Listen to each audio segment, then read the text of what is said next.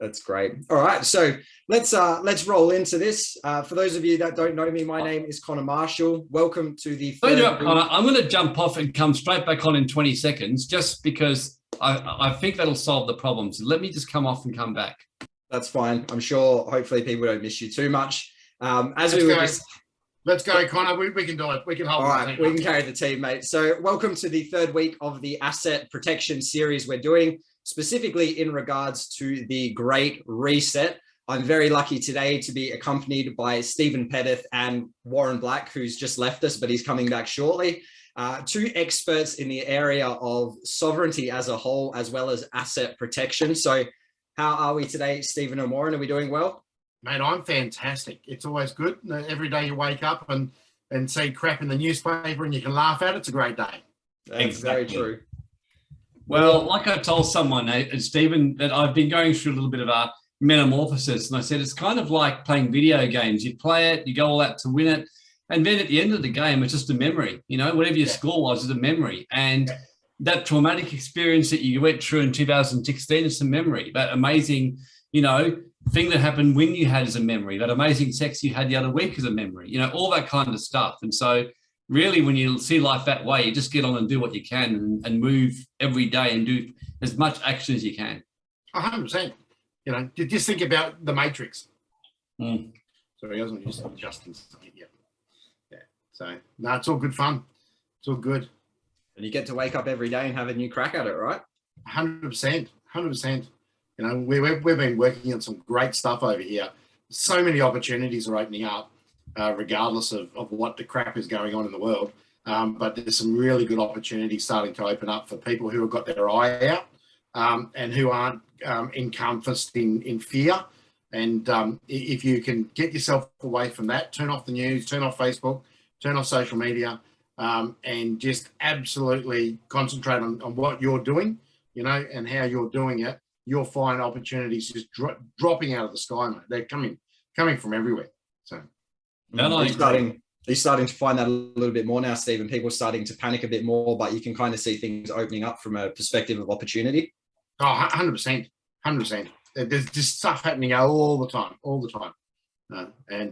And people are accepting some of my stupid offers. Things like I'll pay you $1 up front and then I'll pay you over the next 5 years for your business.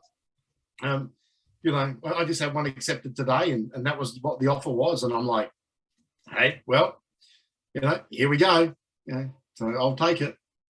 Well, isn't this what a wealth transfer is, Stephen? People, the smart money and those who stay calm and centered get the transfer from those who are afraid and fearful and live in panic. And you see that with crypto markets, with stock markets.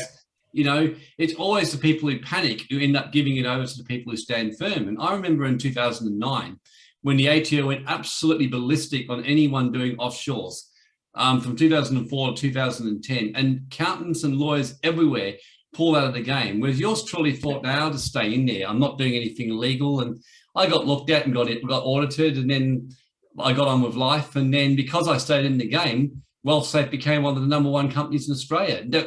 And people say, you must have been amazing. I said, not really. I said, there's many smarter people than me out there. I just happen to stay in the game and not panic and just think, well, if I get audited, so be it. At least it'll prove that what I'm doing works. And it did. Exactly. Yeah. You just got to play your own game. Don't play theirs. Yeah. And that's the underpinning part of sovereignty. The reason that you want to become sovereign and you want to live this life is so you have the choice to do what you do. Don't play their game. Fair enough, we're going to live within inside the rules of what's going on, but we can use those rules to our advantage. So we don't have to live in fear and we don't have to worry about what's going on, what other people are doing. We just go and do what we do. Mm. Yep. Yeah, well, I was with a friend who you probably know I'm talking about at the casino the other day. And I watched him make a lot of money over 6 hours. And he literally, all he does is, he told me, he said, and of course my lack of understanding of it kicked in and he's well down on his money. And I'm going to him, man, you've been wiped on this machine. He goes, wouldn't matter. He said, I will get my money back, because he said the way my system works, it has to get it back. And then he ended up getting the money back and many times more. And then he just said to me, most people see losses or go for some insane thing rather than just take the action and follow their system. And I'm just going like, wow, it's so true. You know, you just got to find the opportunities, mitigate your risk. And the truth is, I mean, there's no absolute foolproof silver bullet to escape the Great Reset. But if you're doing lots of very good quality things that other people aren't doing, your chances of getting through it, not only unscathed, but very, very prosperous, are very, very, very, very high. You know, and if everything collapses, well, then you're in the middle of Armageddon, everyone's bombed everyone, and now you've got bigger problems than money. You'll probably be having to work out how to light fires in bushes and shit like that. So that's how I see it. Exactly. But that's part of having a plan B or having your sovereignty plan in place is where is that escape place for you? You know how where you can go and you've got food and shelter, you've got all the basics covered. They're all parts of this plan. Doesn't mean that we've got tinfoil hats on and that we're, you know, got 50 guns under our bed and all that sort of stuff and tin food in every nook and cranny, but it just means we're prepared. We know how to survive if a certain thing happens. You know, Baden Powell said it best, be prepared, you know, and if you are prepared and you can have a level head when something happens, you can just keep marching forward. Yeah, it was very interesting because I don't normally go on this tangent, but about 3 nights ago, I had like a really clear dream, Stephen. I know you're into intuitive medium and guidance and all that. And whenever I get really clear dreams around 3 or 4 in the morning, they're always significant. And I was in this dream and I saw something playing out and I saw the Great Reset and how it was going to happen in the dream. Now, I'm not saying it'll be exactly like that because normally my dreams are metaphoric and give you an idea. But I woke up and go, holy shit, I know how they're going to do it.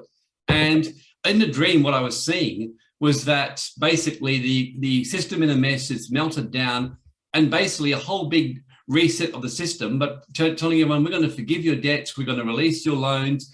And it was like the international bankers saying to Australia, if you guys just bring your little puppies into the system, then we're going to release you from your debts. We're going to release you. You won't be defaulted on your $2 trillion debt or whatever it is. We're going to free your people and we're going to release you. And then the government coming to the people and saying, all you have to do is agree, join the system, join the social credit system, and you're free. And most people go, yes, because most people want government to rescue them. They want people to rescue them. So that showed me more than ever that, God, I want to make sure I'm part of the sovereign matrix like never before, living outside the system and not part of that system, because that's where it's going to head. Yeah, 100%. And was it last night? I get confused. I've been on so many webinars the last 2 weeks. I think it was last night. I was talking to it must have been last night talking to Grace, and I was saying to her, if you really want to know how the Great Reset's going to start, just look at what's happening in Ukraine, right? And all the sanctions and all the bits and pieces, they will go for the people that they don't agree with. So it'll be, you know, and what I was saying is about Abramovich. Have a look at Abramovich. Classic example. The people that are getting hurt by the Abramovich sanctions are not Abramovich. He's swanning around in you know, the Seychelles or wherever he is because he's got multiple passports and homes everywhere and this, that, and the other. The people that are suffering are the people that are running his businesses in the UK, you know, because they no longer can get paid because the banks have frozen their account because they work for someone who is attached, who is so-called sanctioned. Fans of the football club can't buy jerseys. They can't go to the game because you can't buy a ticket. So once again, the sanctions aren't about stopping the oligarchs and going on to Putin. It's about finding out how much pressure can be put on the mums and dads before they crack. Yep. That's all this is about. Yep. Right. And people are so stupid that they actually fall for it. Right? But anyway, you know, we can only do what we can do, and we can only tell people enough times. And if they can't actually see it, well, hey, you know, I'm sorry. But I have to say, but what you're just saying there, it's like I saw a friend of mine who's a brilliant psychologist, Steve, and I had this like profound, you know, release that happened a couple of days ago. And very simply, what showed up with that in a session with my intuitive medium was actually about because I get very frustrated with stupid people. And pretty much what happened in that thing was it gave this metaphor of this story from Osho, where it talked about this scientist who ends up living in a community of 300 people who are all blind. And they're blind because basically they get attacked by this fly in their first 6 months, and they get at birth. And all they have to do is learn to protect themselves from the fly for 6 months, and they won't get blind. But they decide not to do it because they'd be perfectly happy being blind. So the scientist is trying to show him how not to be blind and how to heal it. They got very annoyed with him and saying, why do you keep telling us about this thing called sunlight and this thing called all this other stuff? Like, do you think you're better than us or something? And then they said, if you want to stay in our community, you're going to have to get your eyes gouged out. You've got 24 hours to decide. And of course, he'd actually loved the community. He wanted to help them. He'd met a woman he's going to marry, and he's going to get medical treatment. And halfway through the night, he gets out there and hastily flees the island. And the moral of the story is, most people choose to stay in their shit. They just do. And I kind of walked away and thought, you know what? You and I, Steve, are not going to help very many people. I mean, most people who listen to us will just see us as a Netflix show. But there's going to be a minority that will listen, that will take action, and they're the ones that are worth it, and they're the ones that will get the change. I mean, do you agree? 100%. And Yep. you know, the first thing I do with any group of people is I 80-20 them. You know, Yep. 80% of them straight away, I can just go, bye. You're never going to do anything. Thanks for coming. It was good that you made up the room, right? Yep. And then the next 20, I 80-20 them. Yep. And there'll be 20% of those that will absolutely nail it, go and do everything, and do something, take action, and the other ones will go halfway. Yep. And as long as those people that go halfway have taken half the information away and know that they're aware, I'm happy. You know, because people have fully taken action, and then another group of people have got something, and maybe I'll come to another event, and then we can actually do something with them because they'll be more aware. And that's just life. That's just how everything is. And you can do it. Everything in life is about numbers, and the 80-20 rule. Anyone who's listening to this, if you don't know what the 80-20 rule is, Google it, go and read about it, the 80-20 principle, and start applying it to everything you do in life. And if you just did that one thing in life, right, you'd double your whole life. You just double the output, double your success, double everything. And the other thing is you get rid of 80% of your friends. You know, and I think I've got rid of, over the years, 90% of my friends, because they just don't understand what I do. They just, so I don't care. I just move on. Yeah, I'm pretty much the same. I cull people all the time, and there's just not much point. You're better off to work with a small minority of people that want to listen. And I actually had this big realization, because I've tried to help a lot of people with what's going on with their health, with legal rights and everything. And it actually hit me the other day, but of all the people that I've gone to help, virtually only a few had actually listened to me. And I can remember this one guy who did listen to me, but he sought me out. He actually specifically contacted me and said to me, I know you can help me basically get myself out of this situation, because he was a psychologist with APRA. And he came and saw me, and I told him what to do. And he goes, okay, I'll do it today. And he did it, and he left it, and he got on with life, and he's happy as Larry. Yeah. But what hit me was he actually sought me out. Whereas I had this tendency just from my, to run around trying to rescue people and help people and heal them. And you realize you can't. And so the 80-20 rule is about, you cull your friends, cull everyone down to who values you. Anyone who remotely doesn't value you, you just go out the door. Yeah. Next. Yep.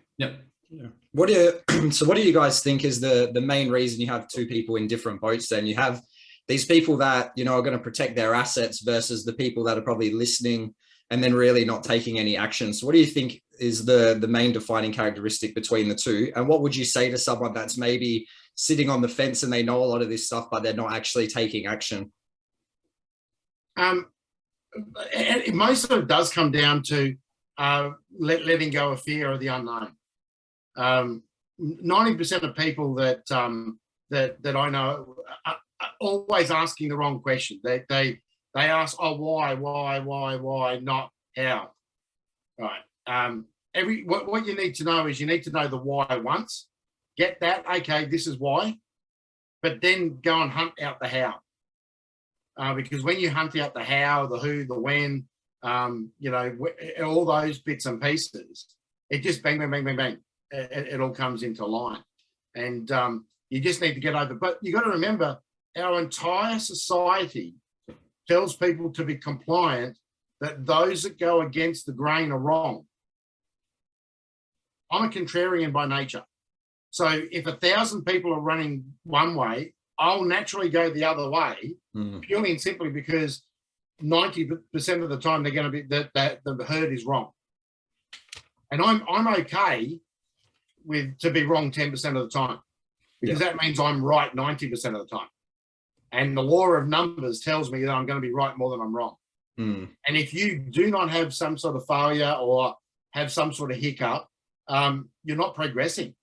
So don't be afraid to fail. Australia's terrible. The tall poppy syndrome, right, in this country, and is not just, you know, the Alan Bonds of the world and all those sort of high-end billionaires. It's your friends. You know, your friends are your biggest enemy. Your family. Oh, you can't do that, you know, and then you let them listen. And when that happens, is you've got to get new friends. And I had to go and get new friends. It's as simple as that. I had to go and hunt out new friends. You know, one of my mentors said, when you get to the top, it'll be the loneliest place that you'll ever be. And you'll sacrifice and look back at others, and others you'll look at others and go, yeah, you know what? I could have been hanging out in the pub. I could have been doing this. You know what? I don't miss that now. You know, I'm okay with the very small group of friends that I've got and close people that I've got. And I'm very happy with my life. I'm very happy with what I'm doing. But by crikey, you know, and look, I'm lucky. I've been doing this 20 years, you know, but the first 5 years were the toughest of the world because everyone thought that I was a nut job. You know, I've got people that won't talk to me because they know I was right. I've got friends that won't talk to me. They'll see me in the street and walk away. So don't be afraid of that. If you can get over that, man, the rest of this stuff's easy. Yeah, no, I agree. I mean, the biggest thing I would say about that with the friends, it's just my observation is the vast majority of people don't like to make hard decisions and think that mentally strain them. You know, and it's very easy to move into a false hope. Like I can remember when last year in WA, the first lockdown happened and they started masking the people up. And I remember watching it and thinking, this is going to become a norm. I just had this knowing. And a lot of people said, oh, you know, I don't think it will happen. And some stage I've got to get moving. At some stage I should get this. Now, when I read the requirements, the first thing I did was read the requirements of the exemptions to see if I qualified. And I knew straight away what I did.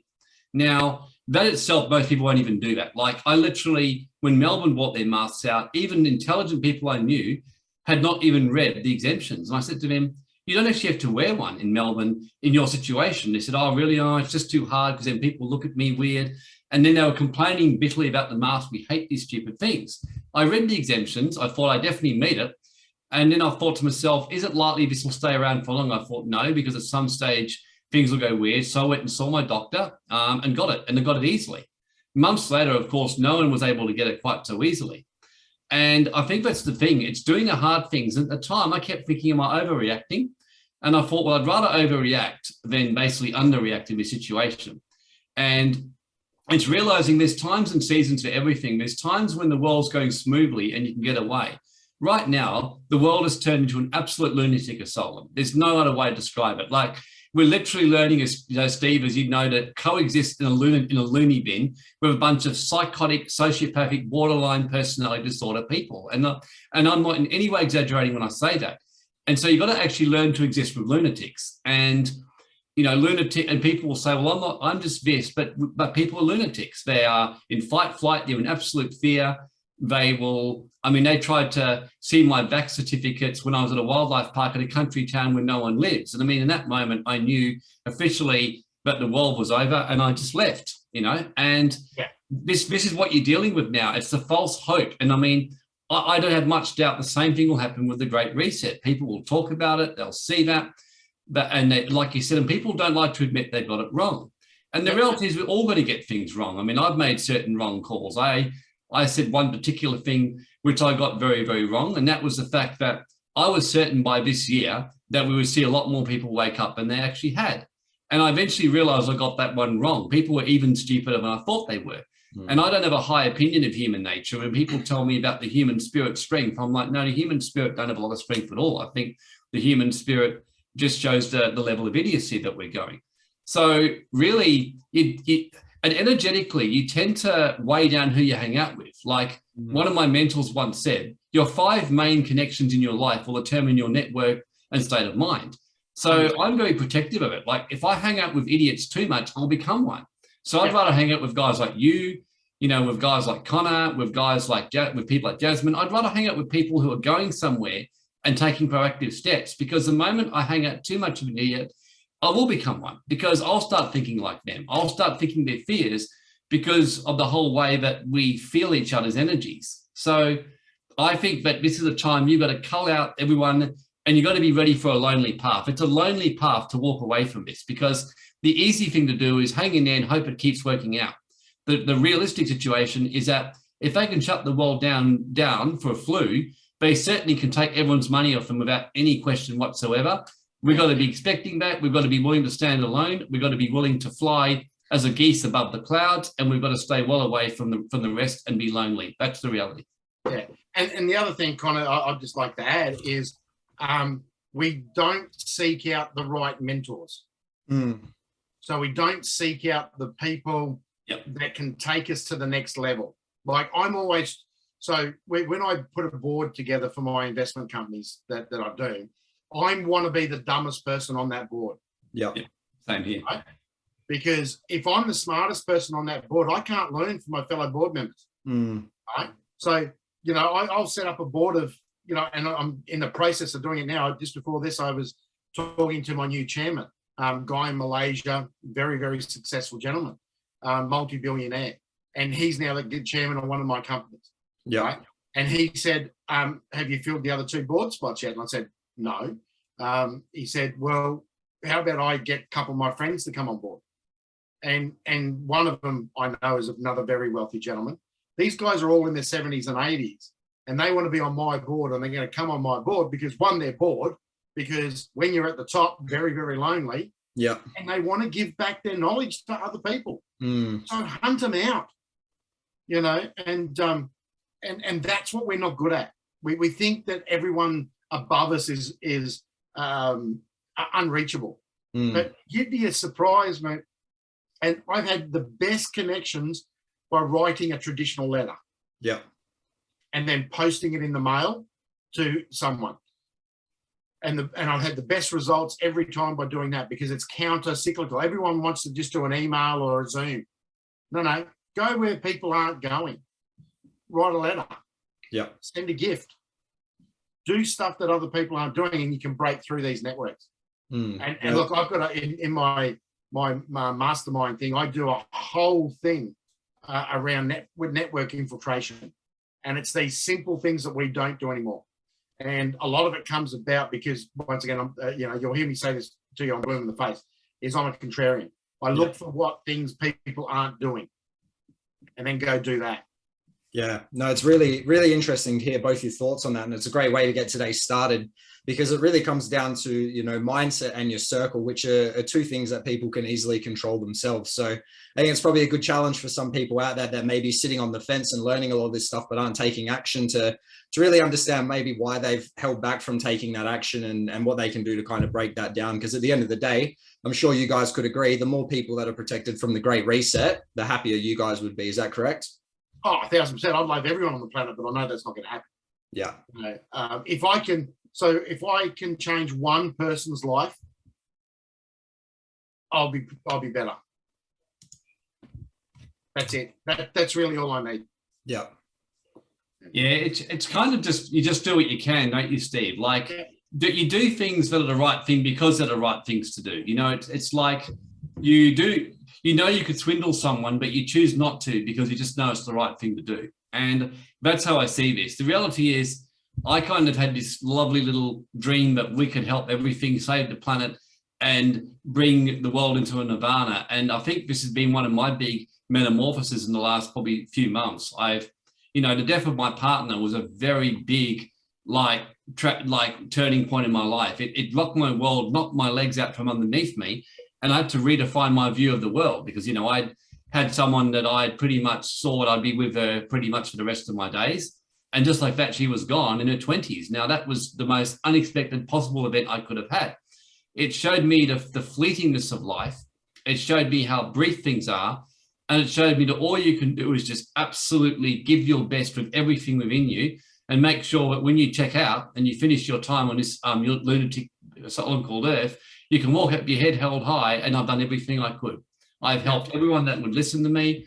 I've done everything I possibly could. I know I've got no regrets, you know, and the one thing I was very glad was I had no regrets with my partner. The last one of the last words I said to her before I found her passed out in that coma and dead and then way back to life, I told her that she was the only woman in my heart and that she always would be there.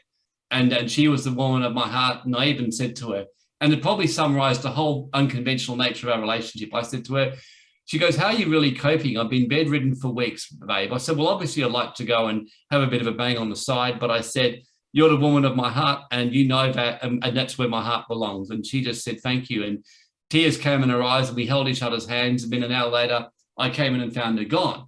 But I had no regrets. I said the truth. I kept the truth all the way through that process. And I think that's all we can really do in a situation. 100%, mate. 100%. Yeah, beautiful, beautiful. So just be mindful of time with the content we have to cover. I will just get us moving forward a little bit. So obviously the last few weeks, you guys have talked about the sanctions and how that's kind of affected things. You've had a look at what kind of happens when large empires collapse. And then today we're having a little bit more of a deeper look at how the Great Reset could actually play out. So a question for you guys right now is, with how you see things turning out, is this more of an educated guess for yourselves, or have we seen this happen in history over and over again, which are giving us some telltale signs of what we can expect? Oh, history repeats 100%. All the time. And it's repeating all the time. And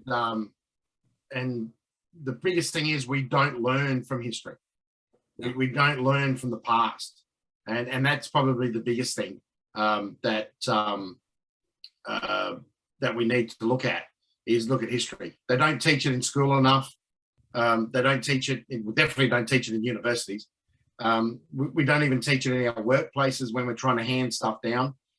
But we've seen this before, and we've seen it recently. Venezuela, you know, the Soviet Union.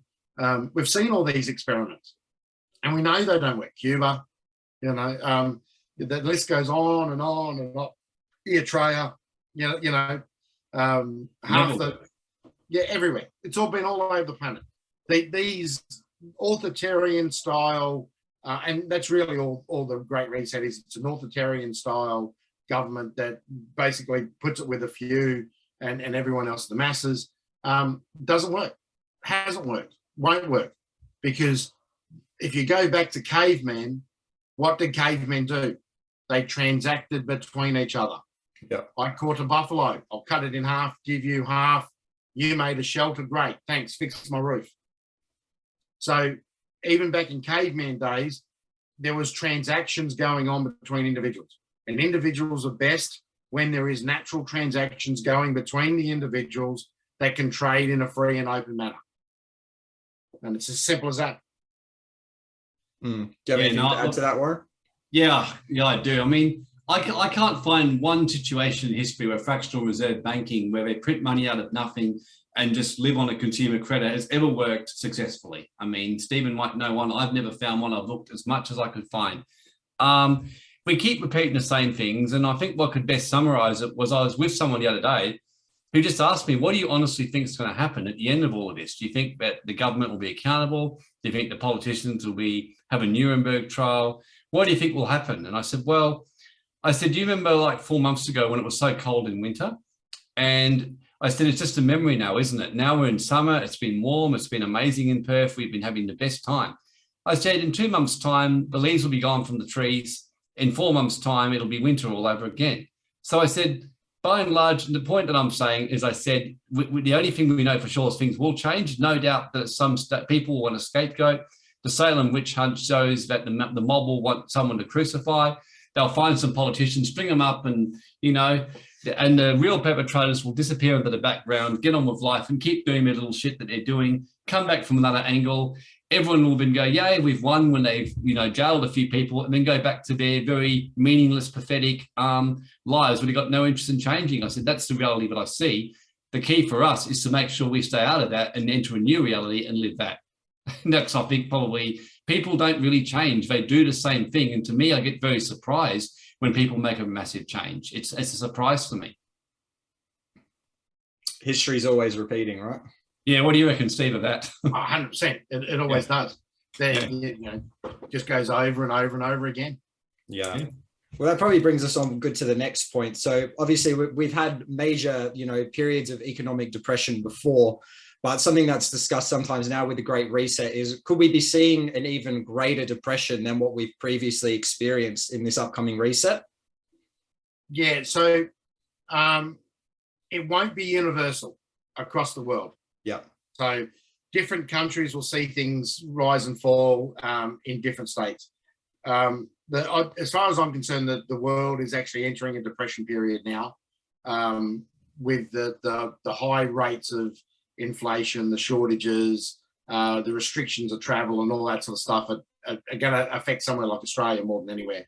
A friend of mine today told me that he used to pay $2,200 to have a container sent from Asia to the Middle East. It's now $21,000. So what's that? That's a 10 times increase. Businesses can't do that. So what will happen is, we'll start seeing places will start bringing manufacturing back again, and stuff like that. But that doesn't mean that prices are not going to keep going up. They're going to keep going up. Countries will just start to disconnect themselves from things like the US dollar, and start trading in something else that makes things more affordable. Have a look at Saudi Arabia. 5 years ago, they did a trial of yuan-denominated oil trades. Now they're pretty much going to go and start doing that. Russia and China have been doing it for the last 5 or 6 years. Yeah. North Korea and China have been doing it for 20 years. Iran and China, Iran and Russia have been doing it for 10, 15 years. So people will find a way around. What will happen is look, technology is not a great thing for the depression either. You got to remember is we have more technology now that is taking people's jobs than what happened in the 1930s, or what happened in the 1870s, or what happened in the 1320s and all that sort of stuff. All those depressions, and that is going to be one of the greatest causes, because factories will start producing goods more and more with robots. Have a look at Tesla's car factories, right? And they half the factories don't have lights on because robots are running everything. You don't need lights and electricity and all the other. I'd say you need electricity to run the robots, but you don't need all that other guff that you need to support a human. Air conditioning, good ventilation. Robots don't need all that, so that brings your costs down. So that's how you bring your costs down to deal with a depression, and you reduce the size of whatever you're producing. So yes, we will see depressions, and I think we're starting to head that way now. But it'll hit different countries a lot differently. Places like Australia could be hit worse than anywhere because we're so isolated and we rely on importing so much. Yeah, look, I remember reading about some bankers and things like that and what they were saying. And generally, the longer that you can hold off from things crashing, the worse it is when it does. And I remember years ago when I could feel myself moving into this insane level of anxiety, and my health was getting worse and worse. And back then, I was a classic procrastinator. I would just pretend it wasn't happening. I pushed through it. And I got to the point of insane, almost unlivable pain. And I kept walking around because I didn't want to look stupid and look like I was crippled. And when I finally broke down completely and had one of the worst autonomic system breakdowns, it was severe. I was told I'd never recover, and I did, but I had to go through 5 years to get myself right. whereas it would have been a lot easier if I'd taken action earlier. And that's why I'm the way I am now. I take action instantly when I see an issue because, and with society, we have been absolutely trying to deny it. I mean, the Great Depression should have begun in 2007, the Great Depression. I mean, after that happened, but they managed to prop it up by slashing interest rates, by printing a whole lot of money.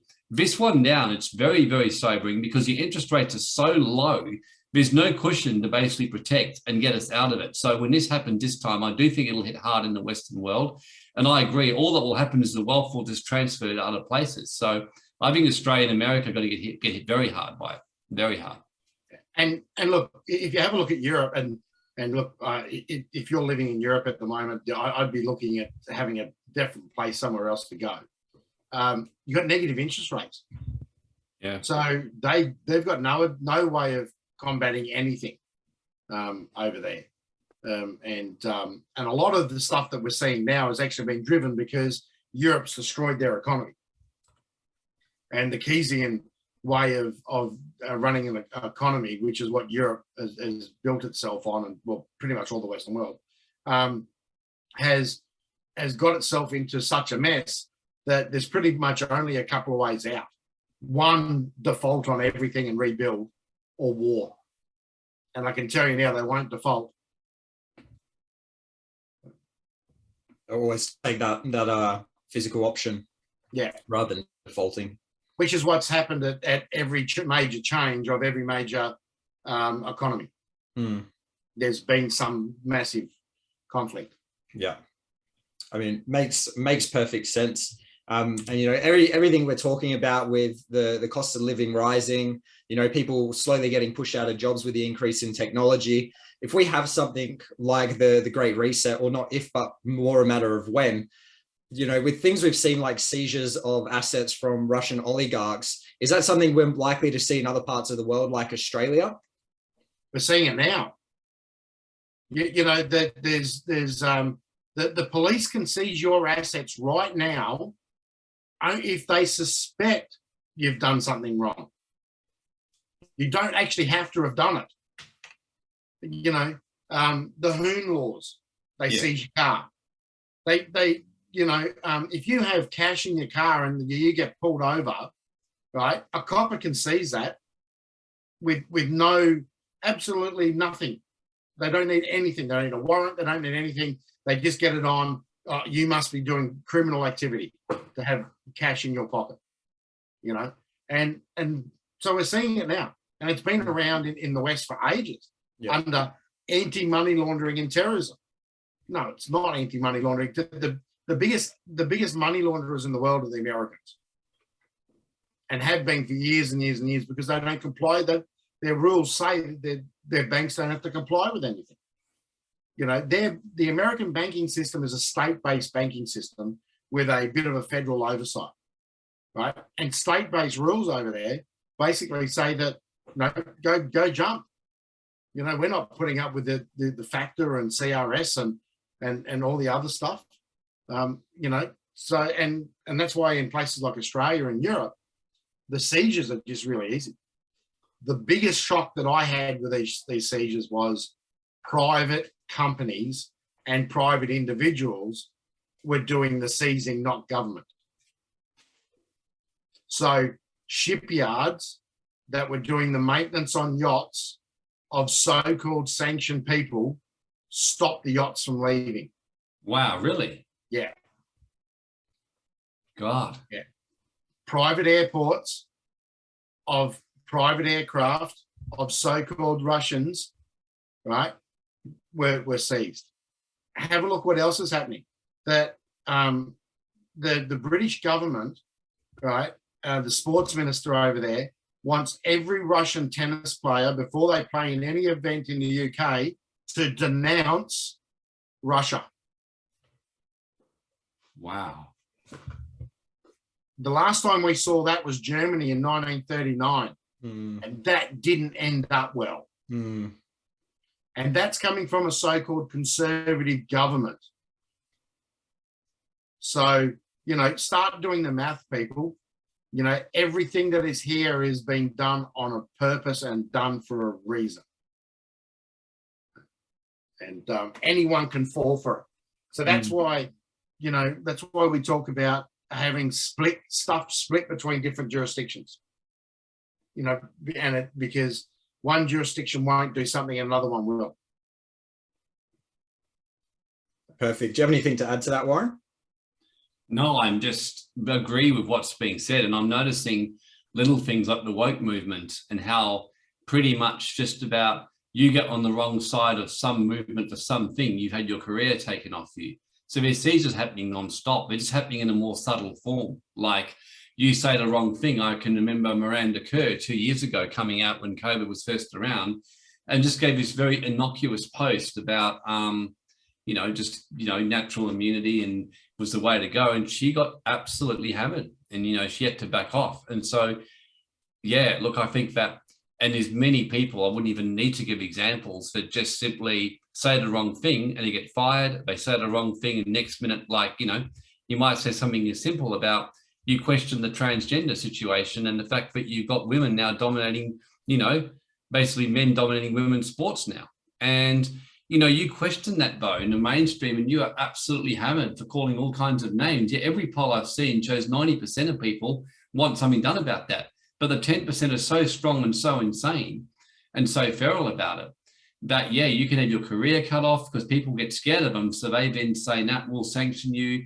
There's professors who got, I read about a whole lot of professors in Melbourne who lost all their grants and got a whole lot of things knocked off, and simply because they had 6 white people who basically, who were chosen for these fellowships. They said, well, you didn't pick a single coloured person. And they're like, well, there was a blatant situation where basically, they said we didn't do any colour, but no one wants to believe them, and that's what you're dealing with now. So, I'm seeing seizures happen all the time, and you're just being in many, many forms.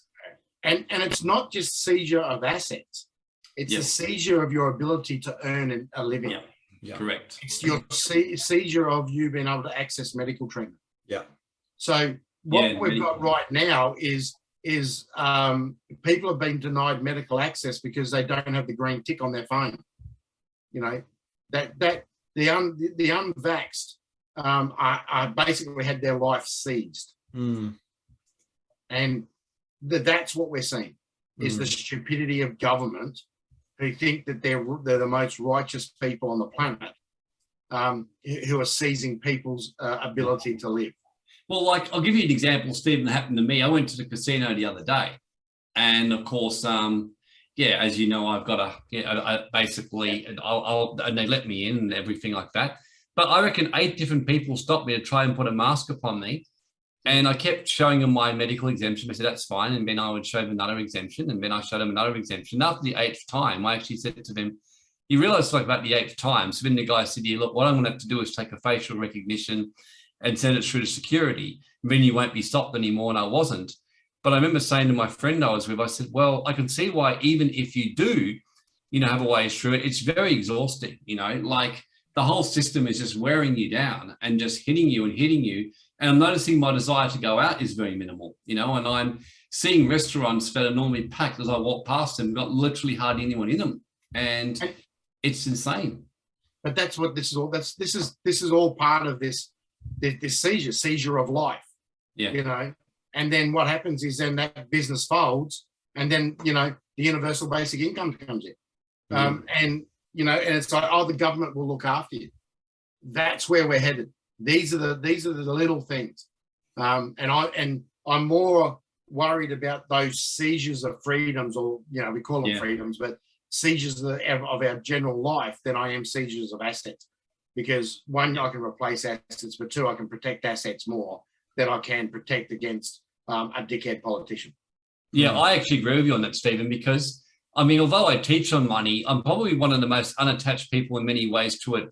Because when I lost my health and I was virtually disabled for 5 years and I was horrendously bad, I would have, if someone had said to me, you give me every single cent and I'll give you your help back tomorrow, I would have just said, take it. My life, my everything I'll give to you. And I remember when my health was restored, I was so relieved and so happy. I think I literally live in constant gratitude all the time for that. So for me, that's all I care about. And I can remember I even said to the doctor, I said, I don't care if I have to live in the desert and eat and go back to fruit. I'm not going to go and get something into my body after, you know, I finally got myself right after what I've been through.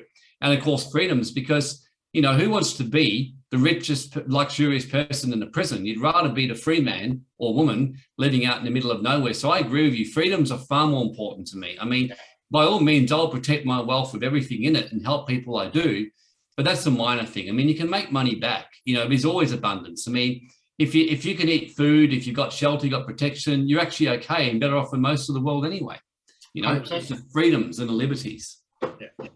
Really, really interesting to hear you guys talk about, you know, that's not a way I'd thought about sanctions previously, but you're exactly right. And it's a different type of sanctions depending on where you are, but, you know, sanctions nonetheless. And then when you raise it up like that, your personal freedoms are being taken away. That's probably the worst form of sanction you could get. Yeah. And speaking of, you know, sanctions and seizures, obviously gold has been seized within Australia previously. Is this something you could see happening again with the Great Reset in terms of Australia? Well, not just Australia, it'll happen worldwide, but they'll seize cryptos, they'll seize land, the seizures could go a lot deeper and a lot further. I agree. I was going to say, Steve, sorry to interrupt you. My feeling is that at the very least, there'll be selective seizures. Like if you don't do exactly everything that the social credits woke movement expects, you'll get seized. I think that's the most likely possibility. But in theory, they could seize everything. Do you agree? 100%. That's so everything's always on a scale, of course, you know. And but mind you, they always frame a seizure of like the gold seizure is we're saving you, we're taking this away from you to save yourself. You know, and I don't know if everyone's ever seen that, is that, you know, we're locking you in your home to save you. Hang on, well, how does that work? Hang on, that doesn't make sense. Yeah. You know, I've always told that if I've got a strong immune system, I'll be okay. So I should be out eating dirt, and, you know, that's like kids. The reason kids get so sick these days is they don't eat bloody dirt. You know, and things like that. It's just ridiculous that what we don't do for kids now, I reckon it's child abuse. You know, kids should go out and break an arm and eat dirt and, you know, get cuts on their knees and, you know, fall out of a tree and, you know, get run over. You know, I got hit by a car 2 or 3 times growing up as a kid. And, you know, but that was my fault. You know, it's like, you know, I'm an idiot. You know, but I learned from it. Yeah. You know? And this is what we don't do. That's why over life and on this seizure thing is we've seized these things from people, you know, and we always think about the physical assets that we own, but I've got to keep coming back to, we've had so many other seizures over our lifetime that it's basically become a very stagnant, stale society that we live in. That's why I love living in Asia, because, you know, I can be on a 30-foot balcony with no handrails. You know, I can be in a pool that has no pool fence around it. It's my personal responsibility. That, you know, my 3 pillars of sovereignty are personal responsibility, number 1, financial freedom, number 2, and legacy, giving back, number 3. And the reason personal responsibility is number 1 is you have to take personal responsibility for everything. Not the government, yourself. Take responsibility for your education, your health, your community, and your family, or family community. Yeah, and it's interesting what you say there, because I remember going to the Grand Canyon years ago for the first time, and I remember laughing because I was there with my son. Like, there was not a single railing, there was not a single protective fence. And literally, my mum who came with me was freaking out because my son and I were walking up on the rocks. We could have fallen over. But even at a sign up there, like you could go hiking down into Skeleton Creek, which is 6.3 miles down. And all the sign said was basically, warning, hike at your own risk, people die regularly. And I looked into it, was true, because the hike was so severe and so difficult. And there's literally nothing there to support you on the hike. You just have a couple of shops on the way, so you're warned to take stuff and do it gradually, because people die regularly. People fall off the Grand Canyon, get injured all the time. They say you just got to look after yourself. And I really enjoyed the liberating factor of it. Whereas I said, and I remember going to Australia to go jet skiing some years ago, and you couldn't go anywhere because all the insurers and no one would let you jet ski. Whereas in Philippines, when I would go there, I would literally hire a jet ski. I'd go off to Bohol or go off to an island, and I'd just literally leave Cebu. I'd be on this jet ski with my friend. We'd race up there. We'd go to the islanders. We would go out in the middle of nowhere. I remember my jet ski getting jammed somewhere, and I had to dive in and I had to rescue it from all this seaweed that wrapped around the jet ski. You know, things like that. And as you said, that's the fun stuff. And like 2 weeks ago, I'm in Esperance, and I went rock climbing and mountain climbing, and I took the wrong way back. And next minute I'm lost and had to do this dangerous stuff. And I'm like, oh, what the heck, let's just do it. You know, I had a couple of big cuts. My leg was covered in cuts afterwards from different, you know, landing awkwardly and doing jumps to try and jump from one rock to another. But I just felt exhilarated afterwards. It was great. Yeah. And and that I'm more worried about that stuff than I am and the other stuff. So, yeah. But we should move on because I could talk about this for weeks. Me too. Definitely. What we'll do is we'll quickly jump into 2 questions we have open because they're kind of relevant to what we're talking about. First up, we have Sophie, and Sophie says, so how will trust, etc., help with seizures of crypto or property if we don't jump through the hoops?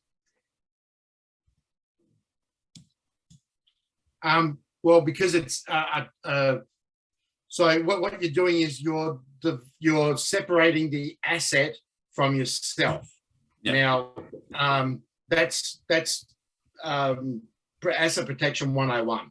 So trusts help you protect. Now, I always say, and a lot of lawyers and that disagree with me on this, but I'm always one to make sure that you're not what I call on both sides of the trust. You're not involved in the trustee at the same time as being the number one beneficiary, right? You can be a minor beneficiary, but you're not number one. I prefer it not to be a beneficiary or involved with the trustee. So with one of my trusts I've got is I'm not either. It's for heirs and other people, and it's not for me. It's for future generations, or it's for my oceanographic charities. So that's where I do it, and that's where you need to separate the asset from you, the person. And then the next step is moving across into different jurisdictions to have different entities that are running different things. Yeah. And my comment, Steve, it's interesting what you said then, because when you said about lawyers disagree with you, a lot of it was I used to be a lawyer, as you know, and I used to do a lot of insolvency work. And I mean, how I say to people is I don't go that extreme. And the reason why is it's what I call risk-benefit analysis. Like, for example, in theory, I should have trauma insurance, life insurance, public liability insurance, fire insurance, house and content insurance, RAC insurance, life insurance to cover this. By the time I paid all my insurances, I probably won't have any money left. So what I've done is I've worked out what are the insurances that are really important, but is a big price for me to pay if I get it wrong, and what are the ones that really don't give jack shit. So for me, I do have car insurance because to me, that's a big one. It's something, it's a low cost for a great benefit. I've had health insurance. Have I bothered with many of the life insurances? I've had some, but nowhere near as much. I haven't bothered with public liability because it's very rare someone comes to the house. When I was involved in insolvencies and liquidations a lot, I remember that just having a structure or a second mortgage, I mean, liquidators told me off the record, they said the moment you got one of those, the chances that the government will pursue you go down to next to nothing. So for me, it's a little bit like getting vaccinated to get 4%, protection. To me, I do say to people, yes, there's no doubt that having those additional, steps and not being involved in your trust improves your protection even more. For some people who got a lot of money and are really anal and want their protection to be immaculate, it's a good step. The majority of people, I said, well, at the end of the day, I said, do I do that myself? I actually don't, because for me, I know that the moment I've just got a trust or a structure of any kind, my risk of being hit goes to next to negligible. And the small amount of risk I get from having my name in there, I kind of self-insure and take the risk. So it's good to hear what you said and give a different perspective. But yeah, you're right what you're saying. I think that technically doing it that way is the best way to go. But in saying that in practice, I think it's always a risk benefit in deciding what's going to work best for you in your situation. So one of the things that I learned when I started out on this journey was you've seen one structure, you've seen one structure. Yeah. Because everyone's situation is different.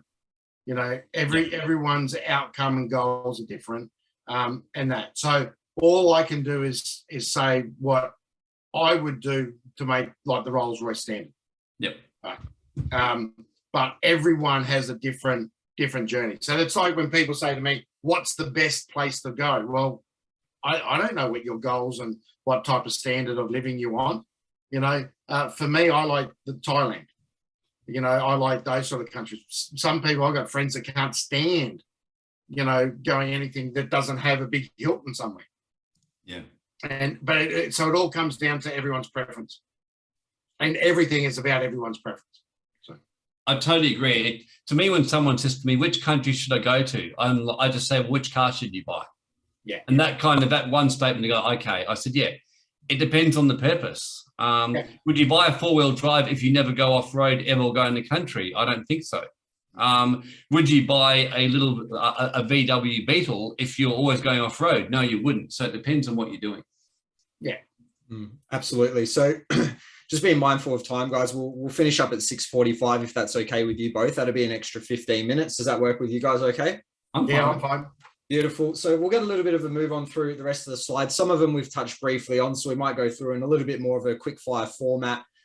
Stephen, obviously something you discussed before was the rise of, you know, new economies and new powerhouses. So are there any off the top of your mind where you really see, you know, becoming that dominant country or that dominant economy in the next decade or so?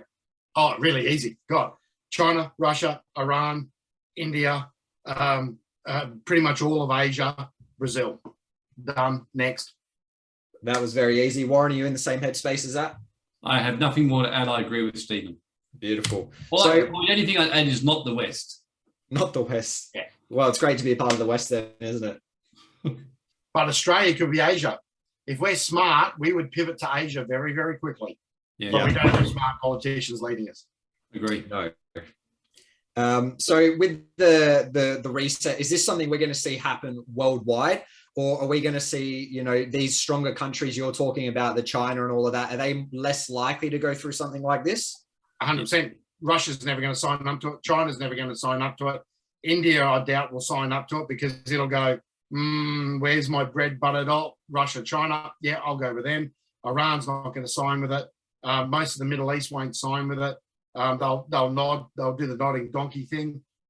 Brazil, it's already moving that way. They're already trying to get rid of the president and the prime minister over there. Yeah. But I don't think that'll work because I think the rising politicians in Brazil will actually go against it as well. Countries like Turkey won't. They'll nod, you know, and bow to the West. You got to remember is where the fall is happening, but the West hasn't realised. Once the West realises it, you'll start to see everyone picking up sides. Yeah. And once you start seeing the sides picked, it'll be very obvious of where it's going to happen next. And that probably flows well into the next question. With these powerhouses coming, Stephen, we're obviously, you know, there's losing value in the US dollar at the moment. Can you see those countries collaboratively bringing out one centralized currency for them to use? I think that's the wrong question. So the one world currency will go towards the declining economy. The coming empire will have some form of reserve currency or trading medium. And that might be a basket of different currencies. It might be a gold-backed thing. It might be something. So a one world currency will go with the failing empire. Yep. Because they'll want one world currency, one world government, one world everything. And what we see in the new empire or the new reserve currency for trade and everything else, I personally think it'll be a basket. I think it'll be probably Brazil, China, Russia, India, the old BRICS get together and go, how are we going to do this? We'll create a trade dollar or something. Yeah. Which is what the Venetians did. You know, the Venetians had a local currency and a trade currency. The Romans had a local currency and a trade currency. when they come to power, and then they destroyed everything. But in the beginning, that's what I think we'll see. Do you think that'll, this one world currency for the countries that aren't doing as well? Could you see us adopting the US dollar as kind of our standard? No, I think it'll be a UN crypto style, fully digital currency. You won't be able to deal in cash unless you're a drug dealer or something like that, or they'll call you a criminal. So I'm going to be a criminal because I like cash. And one thing you'll see in a declining empire is the black market rages. The cash economy and the black market will just absolutely go through the roof, and it will find its own currency to deal in. It's like prison. Prisons use cigarettes or gum. Sailors and soldiers, and like when I was in the Navy, we used to use beer. That was our currency between us on the ships. I'll go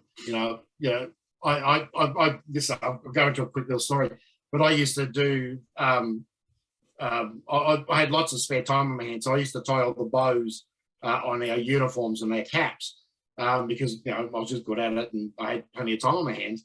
So I used to get 2 cans of beer or 3 cans of beer, depending on what my rate was, and then I used to stack that up. And then when I had a night off or was in port, I had my beer rash. Yeah. So black markets will find a currency to trade in. Yeah.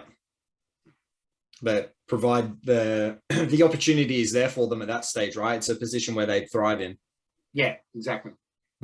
So we're obviously going to have a quick chat about the middle class, but also in relation to the wealthy. With something like the Great Reset, I'm assuming this is going to hurt more of the middle class in comparison to the wealthy. Is that fair to assume? Yeah, 100%. So the middle class has been eroded, and it's been eroded all over through the West. Now, you've got to distinguish between the wealthy and the rich as well. So the rich flash cash, the wealthy are very understated, right? So the wealthy will keep multiplying wealth because they think in 6 generations' time. Yeah. The rich and most of the middle class only think about today or think about next week.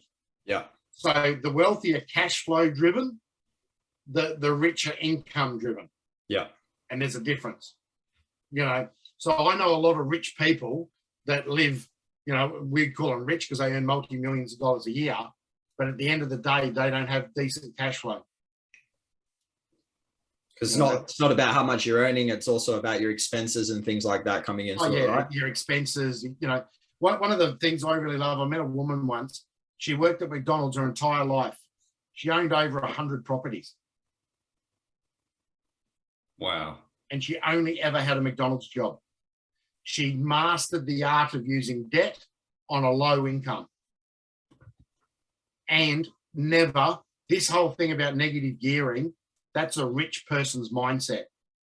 Meanwhile, this person was in the US as well. But, and it was amazing to sit and talk to her. She was mid-40s when I met her. So that was a few years ago. So she's probably early 50s now, but only had ever worked at McDonald's since she was like 13, 14. Yeah. And she managed to wisely spend and her money. Built up a massive property portfolio that was all cash flow positive. And still turned up to McDonald's when she was a multimillionaire. Yeah. It's a different way of thinking that separates the rich from the wealthy then, right? 100%. Yeah. Beautiful. So Warren, I'll probably get you to jump in for the next 2 slides we've got. The first one is, just get it to work, is debt forgiveness. And then the second one is what will happen to taxes in something like the Great Reset. So what is debt forgiveness and what will that look like? It just basically means it's like waiving a debt and giving a fresh start. So it's like the government saying, hey, if you guys join this system and join this new digital dollar or this new digital currency system and agree to X, Y, Z, P, and X or whatever, you will get your debts forgiven. You'll get a whole new clean start, fresh start, all your loans forgiven. AOC, Alexandria Ocasio-Cortez, and the woke Democrats have been pushing for something like that for a while, you know, like a universal basic income, releasing people's debts and getting started. Taxes, well, rest assured the governments will never get rid of their taxes, not voluntarily. So taxes will definitely continue well and truly. And they'll just, as I see it, they'll be, if anything, they'll bring in some kind of transaction taxes, or, you know, it'll be a more automated system. I mean, in theory, potentially where this could go, if this becomes digital currency, there's no reason it couldn't become almost an automated income tax system, because now governments can track everything, whereas a cash economy and other stuff, it's much harder.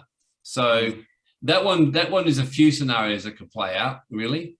Stephen might have some comments on that, but as I said, there's a few scenarios that could play out, and I certainly think, if anything, there'll be more tax and more people caught in the tax net in this great reset than there will be beforehand. Yeah, the tax net will be widened. A lot of the loopholes will be got rid of. Yep.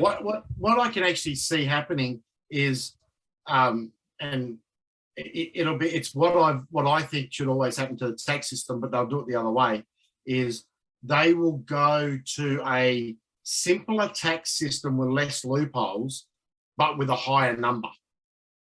Yeah. So if you look at somewhere like Hong Kong that has a 15% flat tax rate, but a whole heap of exemptions on it, Australia or something like that could go the other way. You could go, okay, we'll go a flat tax, but it'll be 65% on everything, you know, and stuff like that.